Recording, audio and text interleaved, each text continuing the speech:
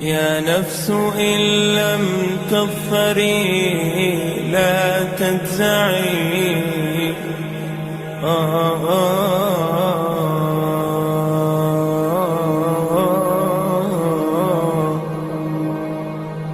ሰላሙ አለይኩም ወሳፕ ኤቭሪዋን ደናችሁ አማናችሁ አልহামዱሊላህ ባለፈው በተባባልነው መሰረት the first reaction ቪዲዮ ይዘን መተናል ሶ ሌትስ ጎ የመጀመሪያው ቪዲዮአችን ያው እሺ ነች እሺ ሰሞኑን ምን አርጋ ነው እንደዚህ ታበደባት እሺ ሰው አያስቀይምም እንግዲህ እኛ እስከምናውቀው ድረስ ምን ብሎ ነው የዛ ባለጌ ሰውዬ ወዳጆች እንደዚህ የተደበሩበት እንደዚህ የመረራቸው ሰለመ እንደ ምናምን ብለን እስቲ ያለውን ቪዲዮ መጀመሪያ ተከታትለን እንመለስ አንተም ስለ ሙስሊሞች ያለን አቋም እስቲ ያሳውቅ ስለ ሙስሊም ኢብራሂም በድሩን ታውቀዋለህ? ላለፉት 17 ዓመታት የልብ ጓደኛዬ ነው። ከዩኒቨርሲቲ ጀምሮ አንድ አልጋ ላይ እየተኛን ለሱ የሚላከውን ብር አብረን እያጠፋን ለኔ የመጣውን ስንቅ አብረን እየበላን እስከ ዛሬ ድረስ በጓደኝነት ጸንተናል።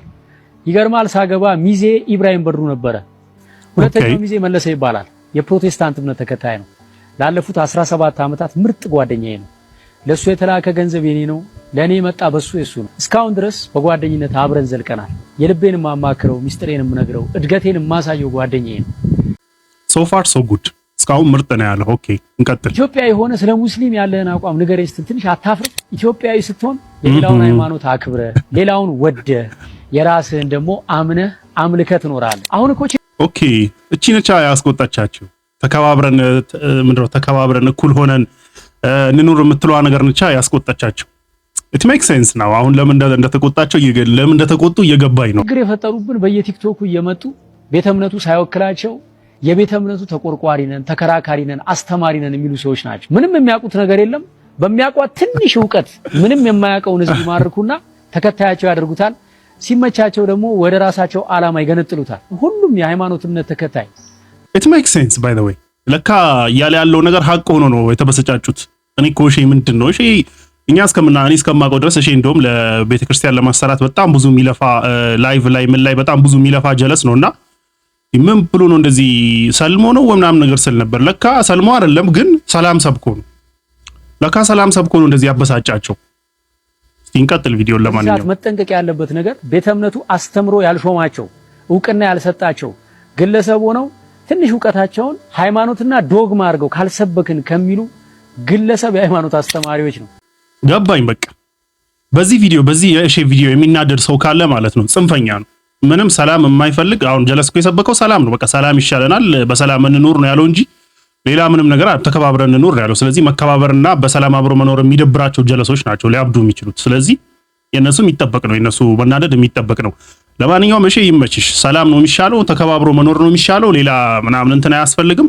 አዎ ልክ እንዳልከው ምንም ዕውቀት የሌላቸው ዝም ብሎ ስድብ ብቻ ለመሳደብ የሚወጡ ሰዎች ኃይል ይባሉ ይገባል።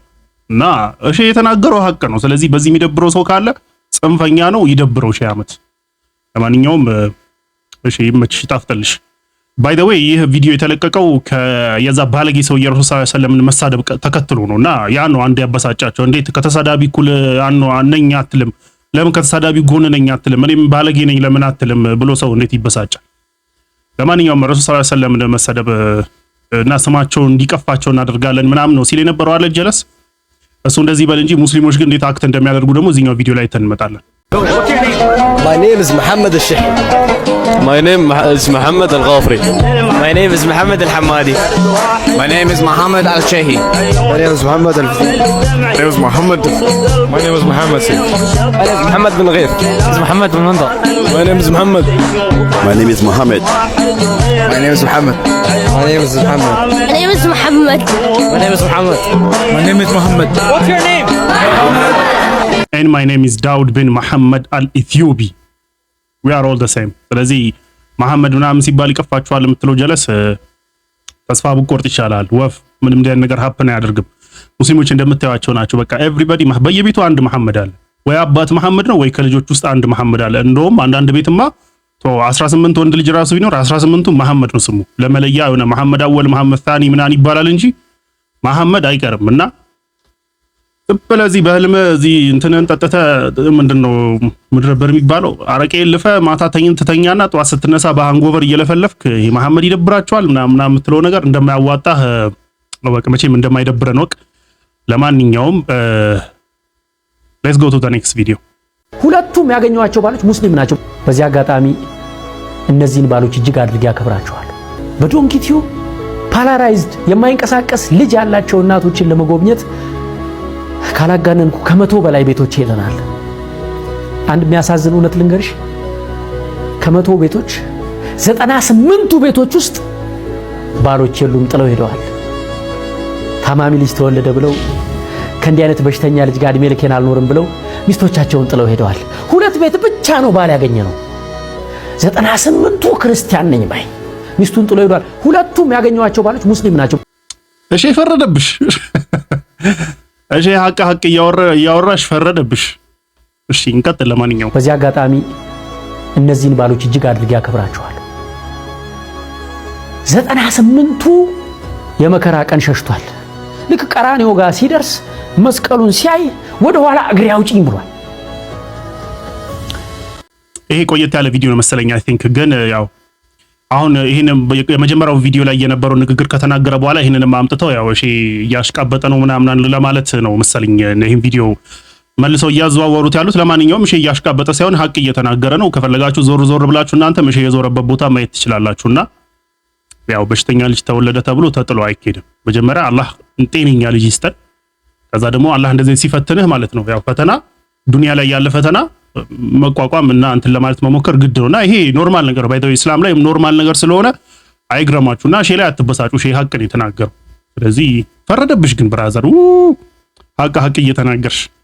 እሺ ወደ ኔክስት ቪዲዮ እንሄዳለን። ለማንኛውም አላህ ያሳያችሁ። ደብረ ሲና ደብረ ብርሃን ሙስሊም ሙቱ አይቀበርም ነበር። ሸዋሮቢት ነበር ሄዶ የሚቀበረው። ክልክል ነበር ጠቅላላ ደብረ ብርሃንና ደብረ ሲና። ይህ ሁሉ ደባ የሰራ ነው አፄ ኃይለ ሥላሴ።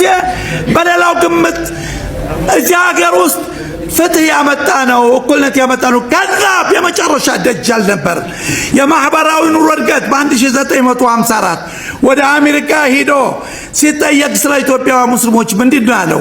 ብዛታቸው 10% አይሆኑም፣ መሰረታቸው ክርስቲያን የሆኑ በሰሜንና በምስራቅ አሉ አለ። በቅርቡ ሂደን ወደ መሰረታቸው እንመልሳቸዋለን አለ። እርዳታ ጠየቀ፣ መጣ። ማህበራዊ ኑሮ እድገት የሚል ደንብ ደነገገ፣ አወጣ።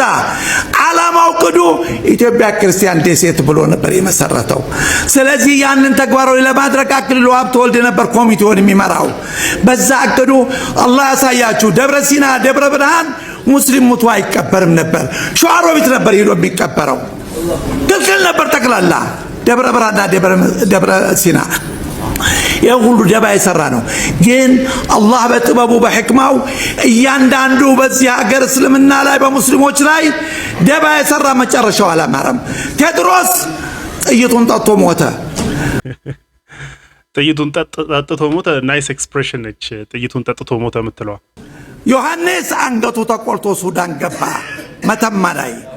ምኒልክ ጨለንቆ ታሪክ ትላንት ተጠቅሷል። 4 ዓመት ሆዶ አብጦ እየጓጎረ እንደ ከብት። ወይት 4 ዓመት ምንድነው? ይሄኛው ኤክስፕሬሽን ደግሞ የሌለ ነው ያዝራን ነው። ቆይ እስቲ ምኒልክ ጨለንቆ ታሪክ ትላንት ተጠቅሷል። 4 ዓመት ሆዶ አብጦ እየጓጎረ እንደ ከብት የሚወርሰው ወንድ ልጅ ጠፍቶ ለልጅ 4 ዓመት ሆዶ አብጦ እየጓጎረ እንደ ከብት። ናይስ ኤክስፕሬሽን ባይ ዘ ወይ። አሟሟቱ አላማረም። ያው ምኒልክም እንደዚሁ የማይሆን ህመም ታሞ ነው የሞተው። ኤኒዌይ እንቀጥል። የሚወርሰው ወንድ ልጅ ጠፍቶ ለልጅ ኢያሱ መሰረቱ ሙስሊም ለሆነ አስረከበ። በ40 ዓመት ቆይታው ከ136 ሚኒስቴሮች 6 ሙስሊም ሚኒስትሮች ብቻ ነበር የነበሩን። በ40 ዓመት ከ136 ሚኒስቴሮች እንደ እስልምና ለመምታት እንደ ኃይለ ሥላሴ የጣረ ማንም አልነበረም። እንግዲህ እንደሰማችሁት በጣም ናይስ በሆነ ወይ ነው ስቶሪውን ያቀረቡት ሼህ አደም ካሚል። ግን አሁን ምን ትዝ እንዳለኝ ታውቃላችሁ? ለካ የኢትዮጵያ አጼዎች ያን ሁሉ ሙስሊም ከጨፈጨፉና ከጨቆኑ በኋላ መጨረሻቸው ሙስሊም እጅ ላይ ነው የሆነው። አሁን እኮ ነው እሳቸው ኤክስፔሪየንስ ያደረጉት። ትዝ የሚለኝ አጼ ቴዎድሮስ ያን ሁሉ ሙስሊም ከጨፈጨፈ በኋላ ሽጉጡን ጠጥቶ ሞተ የሚለው ያው ሳክስ ነው። ብዙ ጊዜ የኢትዮጵያ ታሪክ እንግዲህ እንደምታውቁት አብዛኛው ሳክስ ነው። ከተሰከሱ ሳክሶች ውስጥ አንዱ የአጼ ቴዎድሮስ በራሱን አጥፍቶ መሞት ነው። እንግዲህ አጼ ቴዎድሮስ ከነጮች ጋር ሲዋጋ ከእንግሊዞች ጋር ያላቅማ ተጎራብጣ ነጮች አፍና ያው ኢትዮጵያ ውስጥ ታውቃላችሁ ሁሉም ነጭ ሀብታም የሚመስላቸው ጀለሶች አሉ። ልክ እንደዛ ሁሉም ነጭ በቃ የቴክኖሎጂ ሰው የመሰለው አጼ ቴዎድሮስ በግድ መድፍ ካሰራቸው በኋላ የማይተኩስ መድፍ ያን መድፍ ተማምኖ ገጥሞ መጨረሻ ላይ ካቀሙ በላይ ሲሆን ከመቅደላ ሲሸሽ ከጀርባ የወሎዋ ንግስት ወርቂቱ ነች አግኝታ እየሾተችው ሲሸሽ ወደ ኋላ ሲሸሽ ማለት ነውና የሾተችው እሷ ነች። ያው ወሎ ላይ ብዙ ጭፍጨፋ ፈጽሟል አፄ ቴዎድሮስ የወሎ ሙስሊሞች ላይ ብዙ ጭፍጨፋ ፈጽሟል። ያው መጨረሻውም አላማረም ማለት ነው የወሎ ሙስሊሞች ላይ ሆነ መጨረሻው። እንዲሁም አፄ ዮሐንስ ደግሞ ቦሩ ሜዳ ላይ ያን ሁሉ ነገር ካደረገ በኋላ ያን ሁሉ ሙስሊም ከጨፈጨፈ በኋላ ከይሄንን ጭፍጨፋ ሽሽት ወደ ሱዳን የሸሹ የኢትዮጵያን ሙስሊሞች ከመሐዲስት ወንድሞቻቸው ጋር በመሆን ያው አንድ አፄ ዮሐንስ ላይ አረቦች ይሄ ሙስሊሞቹ በጣም ጥላቻ እንዲኖራቸው ያደረገው የራሱ በገዛ እጁ የሰራው ጭፍጨፋ ነውና መሐዲስቶች ናቸው እንግዲህ መጨረሻውን ያሳመሩለት የአፄ ዮሐንስን አንገቱን ቆርጠው ወደ ኸርጡም ወደ ካርቱም ይዘው ወደ ሱዳን ይዘው ተሄዱት እንግዲህ መሐዲስቶች ናቸው የሱዳን ሙስሊሞች ማለት ነውና ያው መጨረሻው ሙስሊሞች ላይ ሆነ ማለት ነው። አጤ ሚኒሊክም እንግዲህ እንደምታውቁት በጣም ጨለንቆ ላይ ያን ሁሉ ሙስሊም የጨፈጨፈ ብዙ ጭፍጨፋ የፈጸመው አፄ ደግሞ እንዲሁም እሱም ለ4 ዓመት ሆዱ እየጓጎረ እንደ ከብት ነው ያሉት። እንደዛ ሆኖ ሲያበቃ መጨረሻ ላይ ያው ስልጣኑን ለሙስሊም አስረክበው ነው ሄደው ለልጅ ኢያሱ ማለት ነው። ልጅ ኢያሱ ሙስሊም እንደሆነ ይነገራል በሰፊው። ለልጅ ኢያሱ ነው አስረክበው የሄደው ስልጣኑና ያው ኢትዮጵያ አፄዎች ሙስሊሞችን ጨፍጭፈው መጨረሻቸው አላማረም። እንደውም በጣም ለያዥ ለገናዥ አስቸግሮ የነበረው አፄ እምለ ድንግል ታውቃላችሁ መጨረሻው ምን እንደሆነ። አህመድ መጣ ሲባል ሲሸሽ፣ አህመድ መጣ ሲባል ሲሸሽ እንደሸሸ ነው የሞተው። ያው እና መጨረሻቸው አላማረም። ለማንኛውም let's go to the next video። አንተ ብትሰደብ ደምህ የሚፈላ ጅማትህ የሚገታተር በቦክስም በካልቾም የምትዘል ነብይ ተሰድቦልሃል ሰለላሁ ዐለይሂ ወሰለም። ምን ተሰማ? النبي أولى بالمؤمنين من أنفسهم ነብዩ አለይሂ ሰላቱ ወሰላም ለሙእሚኖች ከነፍሳቸው ይበልጥ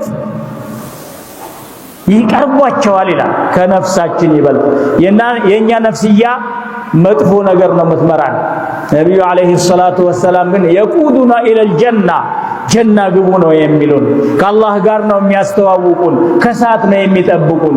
النبي أولى بالمؤمنين من أنفسهم።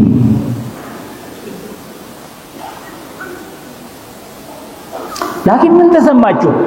ተኝታችሁ ታድራላችሁ? እንደ ድሮ ተረጋግታችሁ ታድራላችሁ? ነብዩ ተሰድበው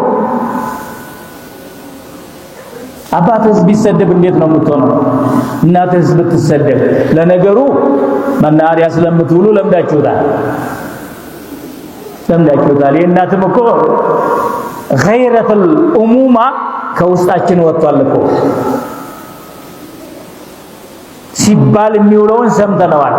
የነብዩም እንደዛው ሙስሊሞች ሆነን ከልባችን ወጥቷል ክብራቸው።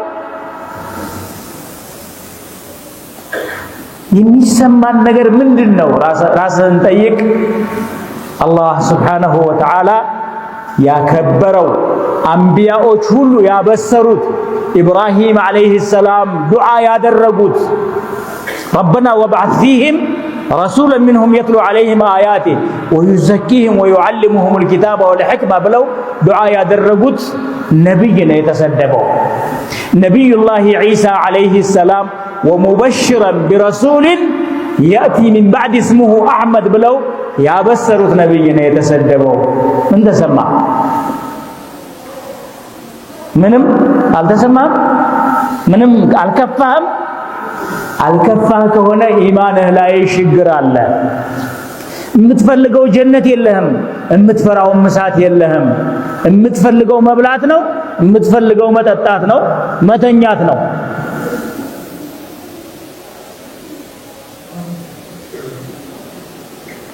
ይሰማን፣ እንወቀው። የተደፈርከው ራስህ ነህ። ላኪን ቢአደቢል ሙስሊም መሪዎቻችንን ተከትለን ለጉዳያችን እልባት እስከሚሰጥ ወደ ኋላ ላለማለት እንወስን። ሼህ ሐሰን ሐሚዲን አላህ ያቆያቸው። ኹጥባ እንደዚህ ሲሆን ደስ አይልም? በቃ እንደዚህ አንደኛ ወቅቱን ጠብቆ በወቅቱ ላይ ሀፕን ያደረጉ ነገሮችን ለህዝቡ ዋዕዝ ማድረግ፣ ህዝቡን ማስጠንቀቅ፣ ማስተማር። ሁለተኛ ደግሞ እንዲህ ልክ ልክህን የሚነግርህ በቃ ሳይደብቅ ልክ ልክህን የሚነግርህና የምትስተካከል ከሆነ ትስተካከላለህ፣ ማትስተካከል ከሆነ የራስህ ጉዳይ።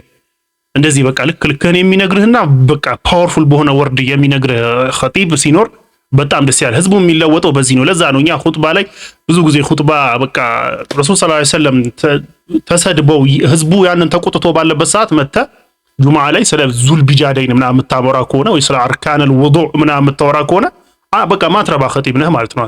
ሁሉም ነገር ታይም አለው ታይም አለውና ልክ እንደዚህ በወቅቱ ላይ ሀፕን በሚያደርጉ ነገሮች ላይ የሙስሊሙን ኡማ ማንቃት ኦር ማስጠንቀቅ ኦር ማስተማር ይሄንን ስራዬ ብለው ያዙ ኸጢቦችና በዚህ አካሄድ የሚሄዱ ኸጢቦች በጣም ደስ ይላሉና ሼህ ሐሰን ሐሚዲን አላህ ይቆያቸው ይሄንን ፖይንት ተናግረዋልና ሁላችንም የዚህ ሰውዬ የዚህ ባለጌ ሰውዬ መጨረሻ እስኪታይ ድረስ በህግ እስኪጠየቅ ድረስ ከመሪዎቻችን ጎን ሆነን ይሄንን ጉዳይ እስከ መጨረሻው መታገል አለብን። ረሱል ሰለላሁ ዐለይሂ ወሰለም በዚህ ልክ ተሰድበው በተአምር ወደ ኋላ ማለት የሚባል ነገር የለም። ማንም ይውጣታል። ድሮኮ ማንም እንደዚህ አይዳፈርም ነበር።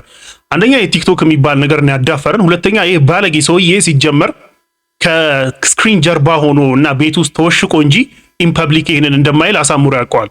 ኢንፐብሊክ ይሄንንም አይልም ይሄንንም ብሎ ኢንፐብሊክ የማይንቀሳቀስም ኢንፐብሊክ እንደማይንቀሳቀስ እናውቃለን። ሰውየው እንደ አይጥ እየተሽለከለከ እንደሆነ እናውቃለን። ለማንኛውም ግን ይህ ሰውዬ ለህግ እስኪቀርብ ድረስ ከመጨረሻው ድረስ መፋለጥ አለብን። ይሄንን በቃ ሲሪየስሊ መውሰድ አለብን ማለት ነው። የዛሬው ቪዲዮ እዚህ ላይ ያበቃል። ማሰላም يا نفس إن لم تظفري لا تجزعي